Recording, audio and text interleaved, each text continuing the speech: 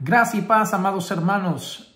Estaba leyendo algunas noticias y vi una noticia ya de hace algunos días donde se contaba la historia de un musulmán que leyendo la Biblia para encontrar errores acabó convertido al cristianismo. En la noticia de un periódico estadounidense dice que no pueden revelar ni la imagen ni el nombre del musulmán porque es por temas de seguridad.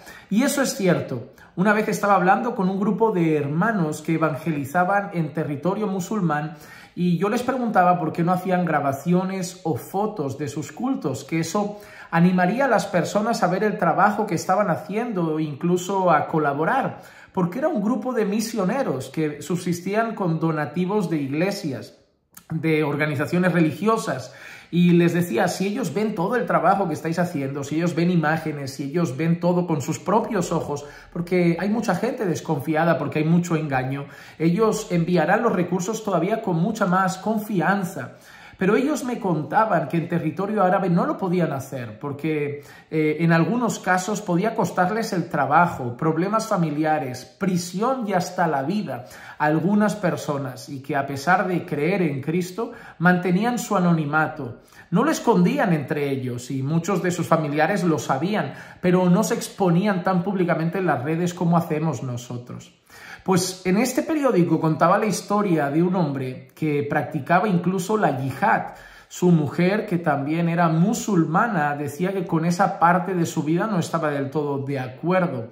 Su mujer era musulmana, pero consideraba que su esposo estaba tomando una línea mucho más radical. Entendemos que la yihad para ellos es como la guerra santa, pero ya sabemos que envuelve lo que conocemos como terrorismo. Entonces, la mujer esa parte no la respetaba, no estaba de acuerdo con que llegase a esos extremos. Y una de las cosas que él se había propuesto era leer la Biblia, pero no por curiosidad, no por aprender, no por tener el deseo de conocerla, sino para buscar errores, porque para él los cristianos eran también un objetivo muy claro y le encantaría poder debatir con los cristianos diciéndole todos los errores que había encontrado en su libro sagrado. Pues la noticia cuenta y la mujer se sorprende cuando el marido, encerrado en un cuarto y estudiando durante días y semanas la Biblia para encontrar errores, salió un día y le confesó a su mujer en el ámbito privado de la casa que creía en Jesús como Señor y Salvador de su vida.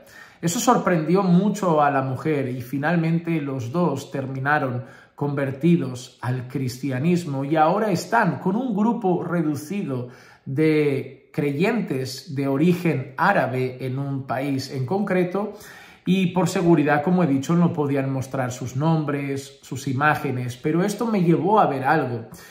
El Señor dice en su palabra que le ha complacido, le ha placido, Él ha querido salvar a los pecadores a través de la locura de la predicación.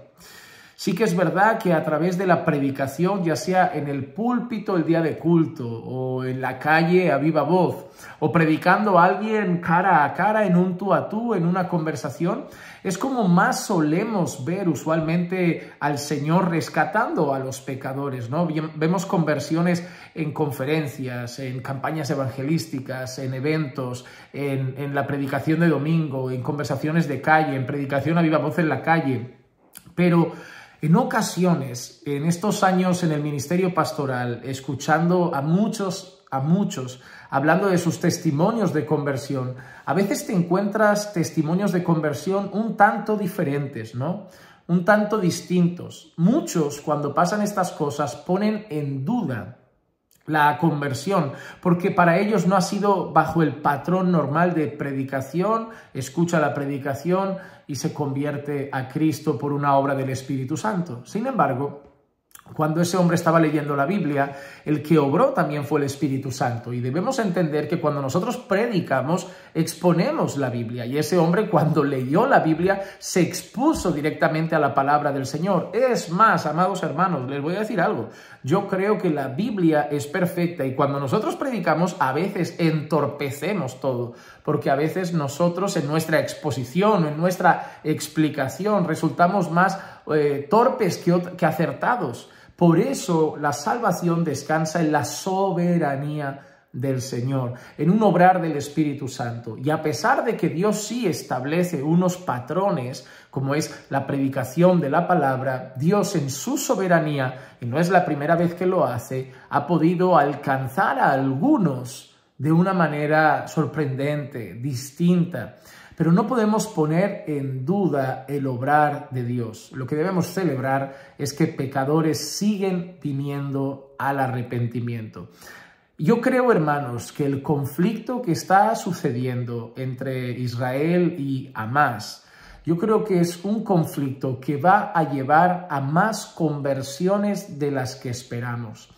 Creo que nosotros solo estamos viendo una guerra, pero en todo eso a veces también vemos la providencia de Dios.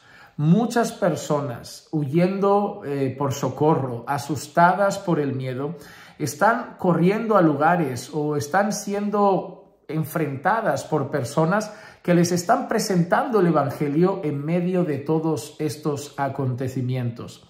Ya he visto noticias, tanto en periódicos cristianos de habla hispana como en periódicos cristianos de habla inglesa. Ya he visto noticias que tanto del lado de judíos como del lado de los musulmanes están habiendo conversiones a Cristo en medio de todos estos acontecimientos. Nada de lo que pasa es casualidad. Nada de lo que sucede en este mundo, en esta historia, es fruto del acaso, de la casualidad, de la suerte, del azar.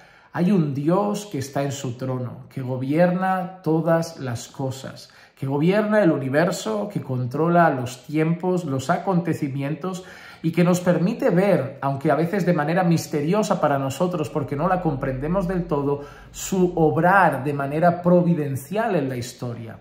Lo que sí que he aprendido con los años y que le pido al Señor que cada día alegre más mi corazón es ver conversiones. Hermanos amados, no debería haber nada que nos alegre más que Dios siendo glorificado a través de la conversión de pecadores, a través de pecadores siendo alcanzados por la gracia salvadora. Me da igual si vienen de un contexto musulmán, me da igual si vienen de un contexto judío, me da igual si vienen de un contexto ateo, pero yo sé que hay fiesta en el corazón de cada creyente y en el cielo cuando un pecador se arrepiente. La Iglesia debe celebrar la conversión de quien sea, aunque sean los más viles pecadores, pues recordemos que entre esos viles pecadores también estábamos nosotros. Nosotros no éramos precisamente buenos y por eso el Señor nos escogió. Lo vil y menospreciable de este mundo, el Señor lo escogió y ahora lo llama hijo. Así que gloria a Dios, porque en su soberanía le plació salvar a ese hombre a través de su palabra y demuestra nuevamente que la palabra de Dios es poderosa.